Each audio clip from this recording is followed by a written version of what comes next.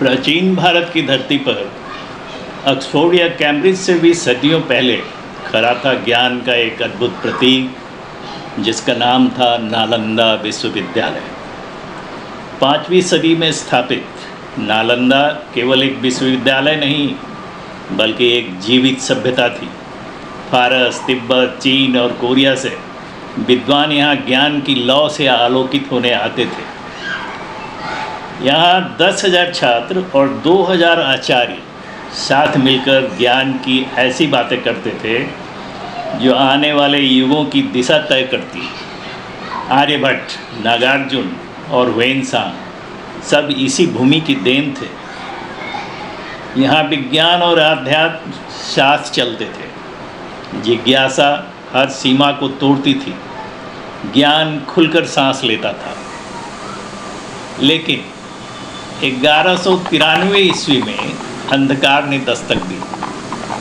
तुर्क आक्रांता बख्तियार खिलजी, जो दिल्ली सल्तनत का एक सेनापति था, उसने बिहार की धरती को रौंद डाला। नालंदा विश्वविद्यालय, जो उस समय पूरे विश्व में ज्ञान की तीर्थ स्थली माना जाता था, उस पर बख्तियार ने आक्रमण कर दिया। प्रश्न है, खिलजी नालंदा से क्यों डरता था? क्योंकि ज्ञान सवाल करता है और सवाल कट्टरता को डरा देता है।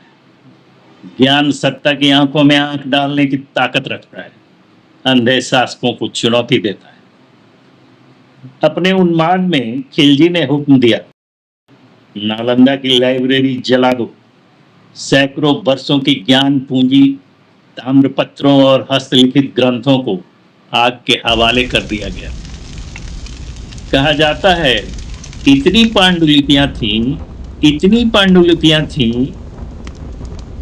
इतने ग्रंथ थे कि नालंदा महीनों तक जलता। सदियों की साधना एक लपट में राख हो गई। एक घाव जिसे इतिहास आज तक याद करता है।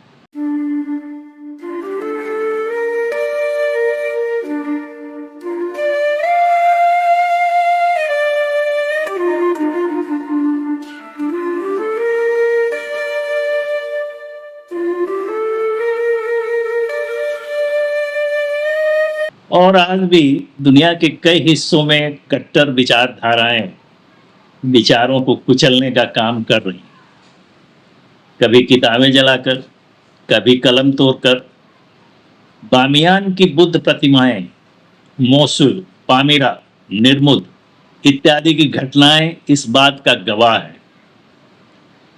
पर विचार मरते नहीं। ज्ञान जब भी दबाया गया, हर बार नई शक्ल में लौट कर आया है।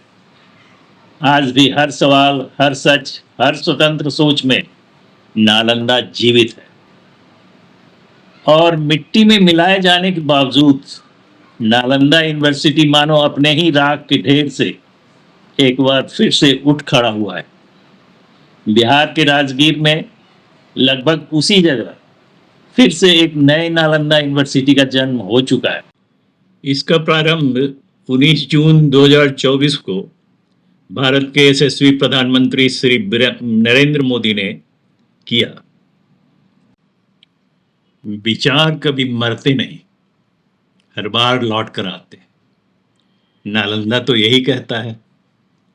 आपको यह वीडियो पसंद आ रही है तो कृपया लाइक करना और सब्सक्राइब करना न भूलें। थैंक यू, धन्यवाद।